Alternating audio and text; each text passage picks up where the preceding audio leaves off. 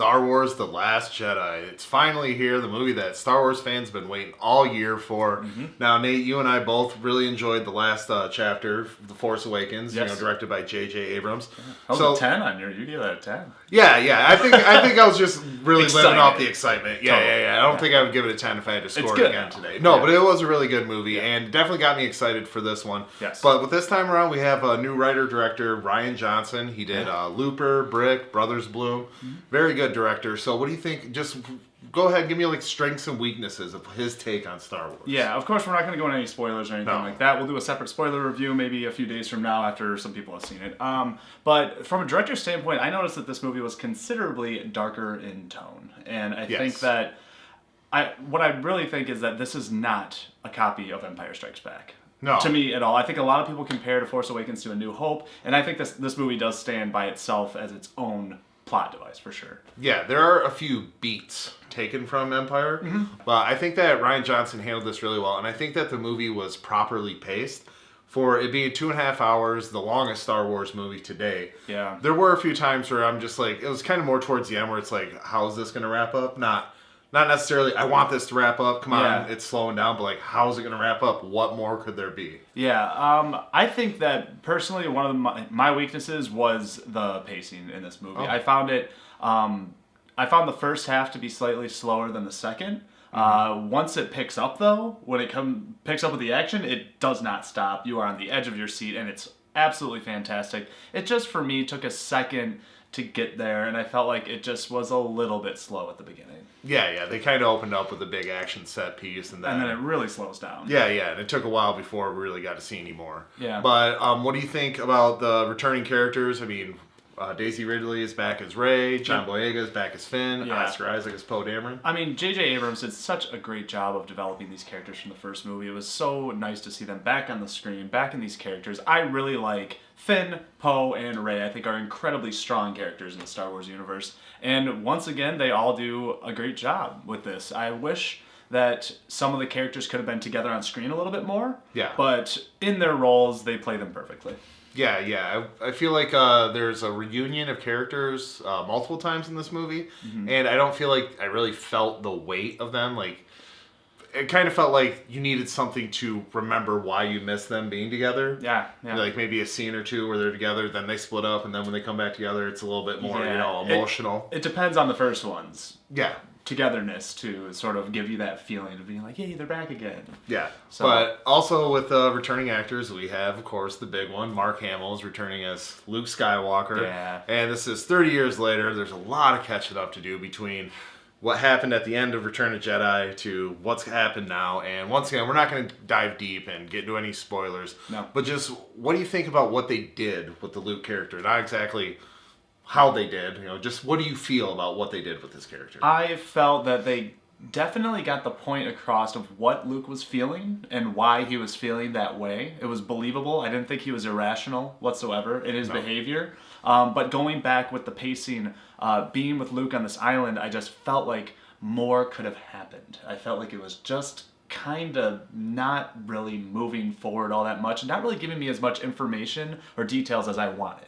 Yeah, I thought the Luke and Rey stuff would be a little bit more compelling. Ditto. And they kind of dipped their toes into it a little bit, kind of like studying the philosophy of the Jedi, like what it means to be a Jedi. Yeah. Whether it's what people believe Jedi are, or what Jedi actually are, and what people perceive them to be. Yeah, like I wanted him to train the audience. Right. That's really what I was looking for. But he's jaded. He's just very jaded. Yeah, and I you know that from the trailer, so right, and it is fitting with what they took his story. Yeah. But I feel like that was going to be like the meat of the movie, like the Rey and Luke stuff. That'd be the really juicy stuff, and it just wasn't. Yeah. Honestly, I think Poe and Finn were the better team in this one. They were the more compelling pair, and also Finn and Rose, new character introduced into this one as well. So these reoccurring characters, they do their jobs very well, including Leia. I mean, she did a great job. I really liked how they handled her character as well with this, especially with her, untimely death and everything like that. I think this was very respectfully done towards her. But let's talk about some new characters. Okay. Rose, she's a big part of this. Yeah. Did you like Rose? I did like Rose, and she once again was kind of like an audience surrogate, and like she's the one who's like wide-eyed, like, oh my god, you're Finn, you're the Resistance hero. Yeah. So I felt like she was good, just a character to latch onto. And I feel that also with Rose, I mean, well, before I go into another character, what'd you feel about Rose? I disliked Rose. You disliked Rose? I thought Rose was annoying. I wish that Finn could have spent more time with a different character than Rose. I couldn't really pinpoint what it was about her. She just wasn't interesting to me. She's not in it that much, and I don't think she's going to rub it, like, a lot of people the wrong way or anything. I mean, it's no Jar Jar Binks or anything like that, but just personally, I didn't really like Rose all that much. Yeah, and speaking of not really in it, and I was really looking forward to this person being in the movie more, I was really underwhelmed by Benicio del Toro. Anytime he's on the screen, he's Benicio del Toro. He's chewing it up. Yeah. But you just wanted more? There. Yeah, I was like... I agree with you. I actually didn't remember he was in this. When he popped up, I was like, oh, right, Benicio del Toro. And yeah, he has a really weird, conniving, slimy character. He has a really hilarious stammer with his voice that just was... seamless that he did. It was really cool. Benicio del Toro. Yeah, I mean, he always plays these quirky characters, but I mean, now that you mention it, I agree with you. I could have used more. I could have used a lot more of old BDT in this one. Yeah. So, but also, there's a new character. She wasn't in a whole lot, but I think that Laura Dern, her character, resistance officer. Like, she served the plot as far as, like, an internal struggle within the Resistance and everything. Yeah. But, yeah, I think she was fine. She was serviceable. Yeah, I think she was fine as well. I think that she did help along Poe's arc quite a bit of what he goes through and him growing as a character. So she was necessary, and I like Laura Dern. I don't really have any problem with her. She wasn't a standout, but she was good. We get a lot of new creatures and things like that. There's in the trailer, it stirred up a lot of feelings about this little hamster bird. Porg, I believe is the term for it. Yeah, it's a porg. So these things are little nesting bird hamsters that live on Luke's island that he lives on. And they're sort of like Chewie's sidekick, I guess, a little bit. Like, it's pretty much all they give Chewie to work with. Yeah, and they're... What'd you think? They're the thing to sell toys, man. They serve no purpose in the story. There's not like a part where it's like... Yeah, but it doesn't always land. At least I didn't think it always landed with me, the comedic parts with the porgs. But it'd be one thing if it's like, oh, these things are annoying, they're around all the time. But in the end, they serve a purpose.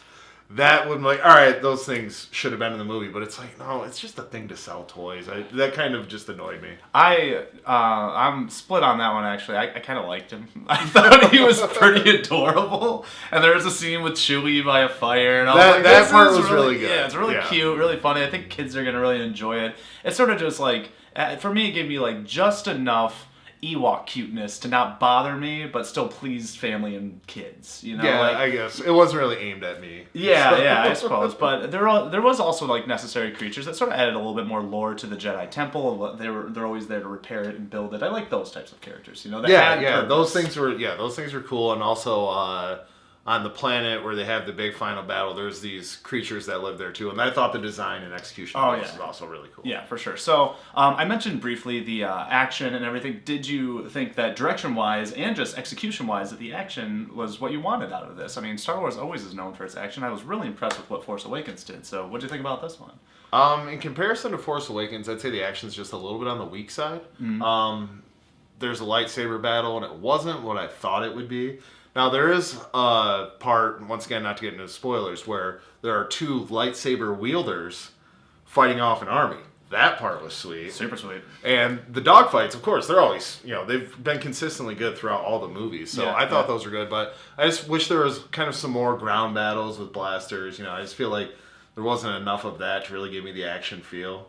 It was a lot of dogfighting, a lot of one-on-one, but there was no, like, army versus army. Yeah, I agree with that, especially with the dogfighting. I do think the dogfights are cool, but I don't need that much of them, and there was a lot in this. And I could have used a little bit replaced with more blaster fighting, hallway, close quarters, things like that. And also, I really appreciated, not that the action's not good, because I do think the lightsaber stuff is really, really cool, but I really liked in The Force Awakens the, like, sloppiness of the action, of the lightsaber battles, the, like, rawness to it. It really felt like these characters were really, beating on each other with these things. I didn't really quite feel that intensity of the fights. It felt just slightly more choreographed in this one.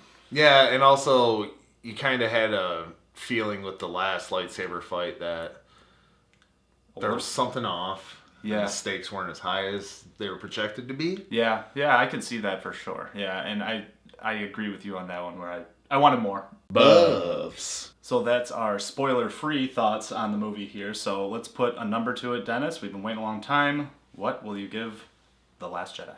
Yeah, I really like where they're taking this new trilogy, and there's still some unanswered questions, really, about who's who, what role they play into this, and there's some good character development, not only just with Rey and Kylo Ren, the characters are put at the forefront, but with Finn, Poe, and even Leia a little bit. Yeah. So I really like what they did with this one. I can't say I liked it as much as Force Awakens just because, didn't walk in with the excitement of a brand new Star Wars movie. We just had an episode 2 years ago. Yeah. But I was very impressed with this one. I'm going to give The Last Jedi an 8.5 out of 10. Okay. Yeah, I enjoyed this as well, but I was a little worried about 20, 30 minutes into it. I'm like, this isn't really doing it for me. So I started to get a little worried, but once it picks up, it really, really picks up, and it gets really, really good, and I enjoyed the majority of this movie for sure. So I'm going to go just slightly lower with an 8 out of 10, but this is a fun ride at the movies, and I mean, I agree with you that I think that this pushes Star Wars in the right direction. Yes. Buffs. Alright, so that's it for our review of Star Wars The Last Jedi. What'd you guys think of the movie? What'd you think of what they did with the characters? Leave a comment below. Try not to put any spoilers down there. Please. And don't forget to like, share, and subscribe. We appreciate all the support at Cinema Buffs. That's right, next week we're going to be bringing you our review of the new Jumanji movie, which should be something. We'll give it a try. Yeah, for sure. It I could like be The good. Rock. I like Yeah. Jack Black. It's directed by the guy who directed Walk Hard, which is kind of weird, but it could be funny. Yeah, it could be funny. And of course, we have our Christmas reviews going as well. Home Alone 2 is next, so look out for those. But don't forget, There's no place like the theater.